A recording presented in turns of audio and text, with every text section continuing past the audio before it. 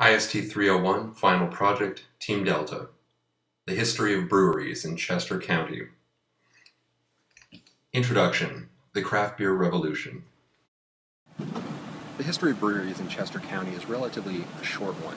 It's really only about 20 years old or so, and the notable aspect of this is it's really about the American craft beer revolution, whereby ingredients are added to enhance the flavor of beer, not lighten it. Over the last 20 years or so, in Chester County, microbreweries and brew pubs have sprung up all over. I mean, some have grown larger, but they've produced a wide variety of different kinds of beers for all different kinds of palates, and this mirrors the early history of brewing in the United States. At the start of the 20th century in the U.S., there were about 2,000 breweries, but by the 1970s, this had fallen to fewer than 40 major breweries, producing primarily light lagers. Now, there are many reasons for this. One was World War II. Large amounts of beer had to be shipped to soldiers abroad, and only larger companies had the economies of scale to do this.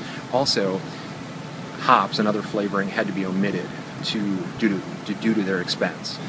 But over the past 20 years, like I said, many different types of breweries have sprung up. So a perfect example of this is Victory, and here we are at 420 Acorn Lane in beautiful Downingtown, Pennsylvania. Let's have a look. Victory Brewing Company, exemplifying the history of Chester County breweries.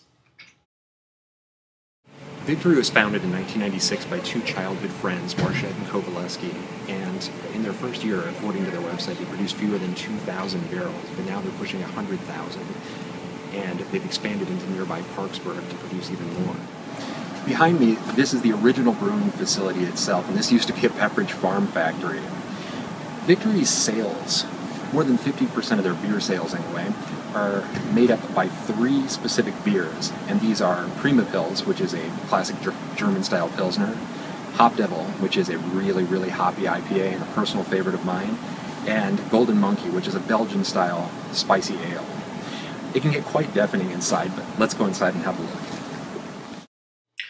As Victory's grown into a regional brewery, its brewpub has also become more sophisticated as well. At the back here of their facility, we see a large bar area where patrons can sample their very many beers. Now, it's my contention that the distinctiveness of their beers and their craft beer philosophy is to take existing styles and do something novel with them, like add a unique amount of hops. It's this that lends Victory its distinctiveness. At the edge of the bar area, there's a rounded table, and past that there's some windows that actually overlook the main brewing floor. Now, for safety reasons, this area is restricted, and you can only catch a glimpse of it. They no longer offer tours. All you can see is a virtual tour on their website itself, but this is where Victory's distinctive brews are produced. The rest of the brew pub is a large dining area where food is served that attempts to complement the flavor of Victory's very many beers. And finally, past the dining area, there's a retail section where they sell six-packs, cases, kegs, and other various Victory merchandise.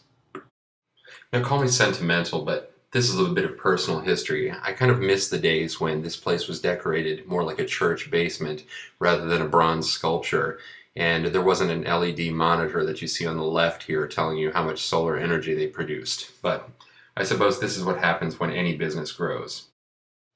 To conclude, the history of Chester County breweries really spans the last 2 decades. It's a recent history, and it's really about the American craft beer revolution, about adding flavor to beer, adding distinctiveness to beer.